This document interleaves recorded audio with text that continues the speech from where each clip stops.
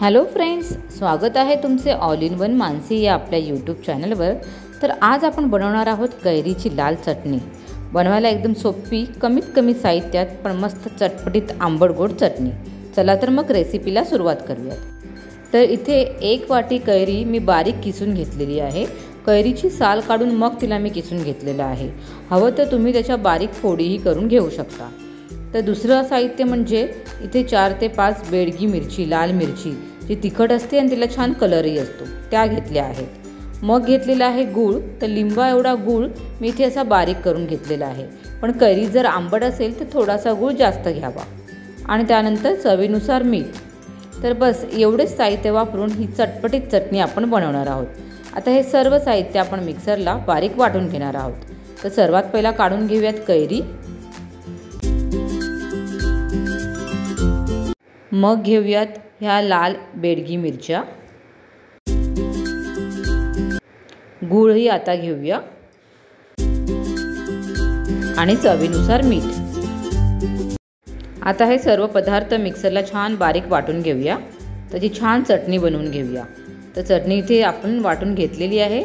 सर्व चटणी एका भांड्यामध्ये काढून घेऊयात। एवढा सुंदर कलर आलेला आहे ना चटणीला।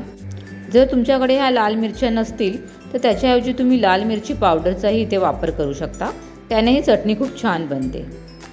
तर सर्व चटणी आपण इथे काढून घेतलेलं आहे। मस्त असा कलर आलेला आहे, छान बारीक वाटून घेतलेलं आहे त्याला एकदम। आता ह्याला आपण देणार आहोत फोडणी।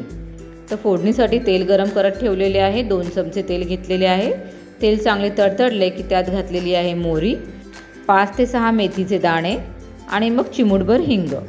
आणि आता गॅसची फ्लेम बंद केलेली आहे आणि ही सर्व फोडणी आता आपल्याला ह्या चटणीवर ओतून घ्यायची आहे आणि छान अशी चटणीमध्ये मिक्स करायची आहे।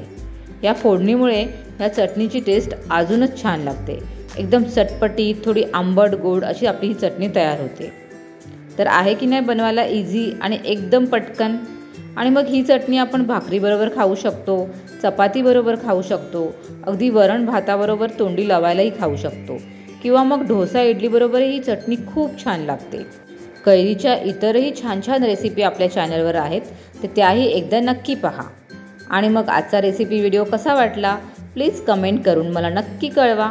आणि व्हिडिओ आवडला असेल तर लाईक, शेअर आणि ऑल इन वन मानसी या चॅनलला सबस्क्राईब करायला विसरू नका। पुन्हा भेटूया अशाच एका नवीन रेसिपीसह। तोपर्यंत सर्वांना धन्यवाद।